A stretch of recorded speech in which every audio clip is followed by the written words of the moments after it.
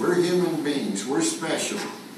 If anything is going to be done in this corner of the universe that we're in, and I know David's an astronomer, where Earth is over in the small corner of the universe over here. If anything is going to get done, it's going to be humans that do it. We are the dreamers, and we are the doers. So I'd like to think about things that way, and I'd love to talk about Apollo. Because Apollo was an impossible dream achieved by ordinary human beings that were willing to dedicate themselves for a period, 400,000 of us, for a certain period to achieve an impossible dream. Now, they weren't any different than the people in this audience right now. I can remember going to early meetings and looking at the people in the audience, engineers that were going to get us to the moon. And I thought, these people aren't any smarter than I am. And that was scary, because I had never achieved an impossible dream. I'd never done anything extraordinary. I'd just been an airplane pilot in the Navy. Here I am flying a T-38 over the Johnson Space Center. You can see it in the far distance. The reason I came aboard, like all other astronauts, it turns out that flying spaceships, the closest analog to that is flying high-performance airplanes. Now you might say, well, why didn't we get some race car drivers? Well, they're great, they're brave, they're skilled, but they're not skilled in operating airplanes. And spaceships are like airplanes, they're just further along. So this is where we all came from. Al Shepard, John Glenn, and the like. We all were airplane pilots. We liked it. We stayed alive. That's something you got to do in military aviation. And half of it is skill and half of it is luck. So that's just part of the life. And so the guys that I was around, both the astronauts, the engineers and scientists, we believed that even though we had never done anything extraordinary in our lives before, that if we were willing to work together, that we could find a way to achieve an impossible dream. And so that's how I felt when I got to NASA, and we began to try to figure it out. Now, we didn't have to know everything. That's the beauty of it, because there was so much to do. For example, we had to know what we needed to do in our part. We didn't have to know which way to point the rocket. That's Mission Control's job. We didn't have to build the space suit. That's somebody else's job. We didn't have to do most of the stuff that was going on to get to the moon and back. We had to be able to fly the spaceships up, fly them back. When we got to the moon, we had to get outside and do as much as could be done on the lunar surface. So that was a huge list, by the way. When I looked at it, came aboard, a huge list. But we just started them one at a time. So one of the things they said was, what can you do in a spacesuit in 1/6 gravity? So they said, Bean, go over there, get in that rig that's in the centrifuge building. This rig will lift up 5/6 of your weight, and then you can see how many BTUs you burn running around. I'm carrying a 70-pound weight because on the moon, that experiment that weighs 70 pounds there weighs 420 pounds on Earth. They said, you're going to practice carrying that and see how much heat you put out. Because we need to build a backpack and things like that to make it work. So I go over there that morning and I put on the suit. They put that rig up and they start lifting me up. Well, they lift up the suit, but they don't lift up me inside. We padded it as best we could. We thought, this was a new thought. But I'll tell you this, if you look up there, you can see I'm not smiling. I think I got the first space-age wedgie that was handed out. Here I am, and I said, hey, this isn't going to work. We came back down, I got out of the suit. We knew we couldn't do these things from where we were to an impossible dream. We were going to have to figure it all out, every part of it. So I got out, we started talking about it. People said, let's pad it this way, that way. We tried it, still didn't work good. One of the times someone came up with an idea, let's fill the suit with water. And that way he'll kind of float in there, and that'll be better. Well, you don't float standing up. So didn't hurt as much, but still. And we finally got it padded in a way that wasn't perfect, but it was doable. And so we said, that's kind of one way to experience 1/6 gravity. We got in the airplane where it pushed 0 to G airplane. If you push it over not quite so hard, you could have 1/6 G. So we tried that. People wanted to go underwater and do it, but we resisted it. We thought it might be too dangerous. Now that's the way Mike over there trained for his 2 EVAs to repair the Hubble Space Telescope. Because even though we didn't like it, we found out that was the best way. About Gemini 11 is when we found it out. So these were the problems we had. We were beginning, trying to figure this all out. And it was fun to do, because everybody was optimistic that we could, in fact, do this job.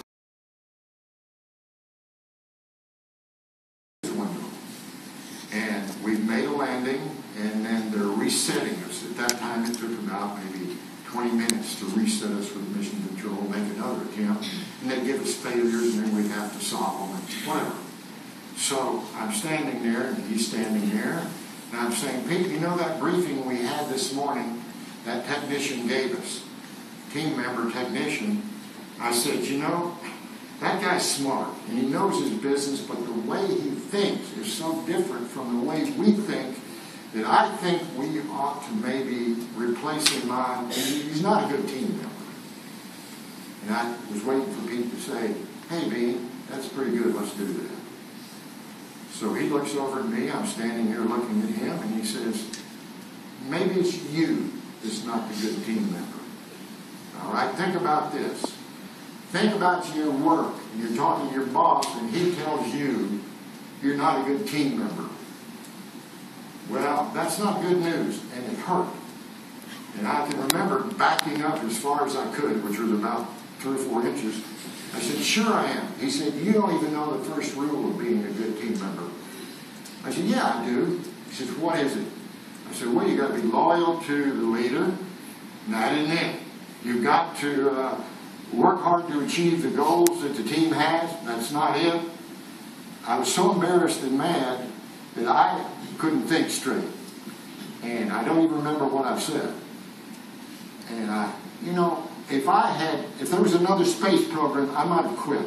I said, you don't appreciate me, I'm going to go to that space program. But I didn't want to go to Russia. But I was hurt. And I said, sir, well, tell me. I said, what is the first rule in being a good team member? He said, first of all, we got 400,000 people working on this. If they're all like you, we can't get to the moon. I said, I know that. He says, well, if they're all like me, we can't get to the moon, we can't get to the moon either. We need 400,000 people that's dedicated like we are, but think differently, because that's what it's going to take to get to the moon. I said, okay, but what is the number one thing I should be thinking about as a good team member? He said, take for example this morning. How many people were in that meeting? I said, well, maybe 30. He said, how many did you know by name? I said, I probably knew 10. He said, how about the other 20? I said, well, I didn't know them that well. He said, why not? I said, well, first of all, it's just too many people to know. And there's usually 5 or 3 of them that just drive me crazy, because at the end of the meeting they bring up new subjects and we're time to go, and they should have brought it up early. He said, that's the problem with you. He said, if you want to be a good leader and a good team member, you have got to find a way to admire and care about the other team members. I said, you're crazy. I said, there's no way to do that, because some people you just don't admire. He says, well, you're just not ever going to be as good a team leader and team member as you could otherwise be, if that's how you feel. But we kind of left it at that. I was hurt. He and I hardly talked for the next couple of days. I began to think about the astronauts in the office that were a lot better than I was. And there were several that weren't, more than several. And I was in the middle, or maybe even below the middle, and some others maybe I was better than. And I started to pay attention to them. One guy that reminded was Jim McDivitt. That guy, I watched him in meetings. He knew most people. And even if he didn't know somebody, he treated them with great respect. If somebody brought something up at the back, at the end of the meeting, when everybody was ready to go out the door, he would talk with them, try to feel out what they wanted to do, why they said that, try to solve the problem. It wasn't like me at all.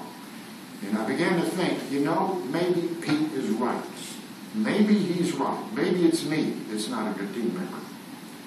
That changed my life in a way. Because once I began to say he's right, I began to say, I've got to change.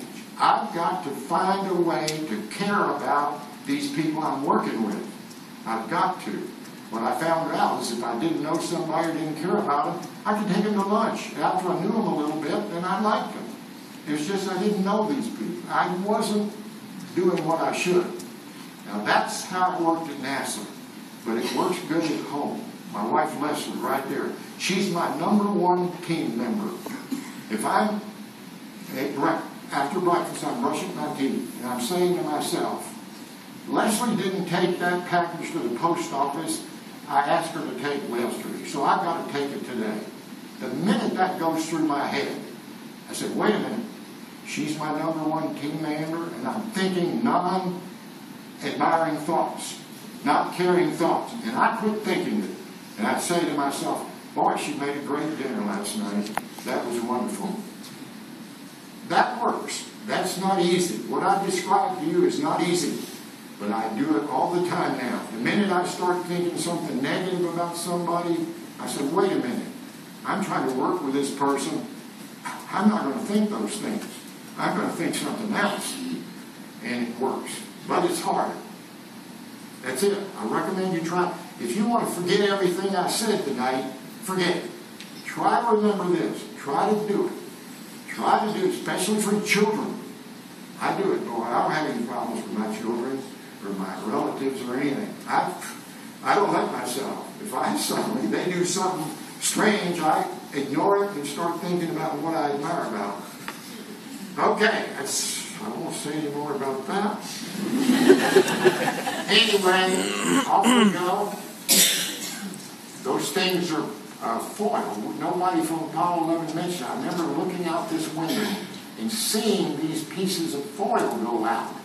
And it looked like you threw a rock in a pond, and there was concentric circles of this foil going out. And to show you how your mind is so wrapped up in this mission, I said to myself, I hope those pieces of foil don't land on our experiments and change the thermal factors.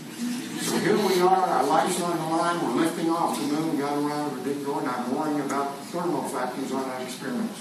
But that's kind of how your head gets. Great machine. Let me see what time it is. I'm a little bit long. Does anybody want to leave, or am I? Okay, let me tell you a good story. Good story. We're up there in the command module. I'm working the backup charts and the backup computer. Pete's over there working the primary computer, and we're rendezvousing. We're looking up there. We can see Dick Gordon is a bright light. We're going to get to him. He's at 60 miles. We'll probably be there in another 30 or 45 minutes. I'm working hard. Pete looks over at me and he says, hey, Beano, you're working too hard. Why don't you just quit running the backup charts and backup computer? We've got a good primary computer. We're in good communication with Earth. So we're okay. We're right on course. Just look out the window and enjoy the trip. So, he never told me this in training. But he's lost. So I said, that's a good idea. I'm looking around. He says, would you like to fly this thing? I said, sure. So he says, okay, you got it. I start to fly. I says, we're going to get off course, off velocity. He says, well, we'll call up a program on our computer, Delta D is called, and we'll measure the velocity in all these directions, 3 directions, either way, and you fly around, and then at the end, we'll put it all back to zero, and that means we're back to where we were pretty much. I said, okay, I'll do it. And then I started to do it, and I said, mission control is not going to like this. Because they know when they're supposed to be thrusting or not, or how much. He said, don't worry about it. We're on the back side of the moon, and they'll never know.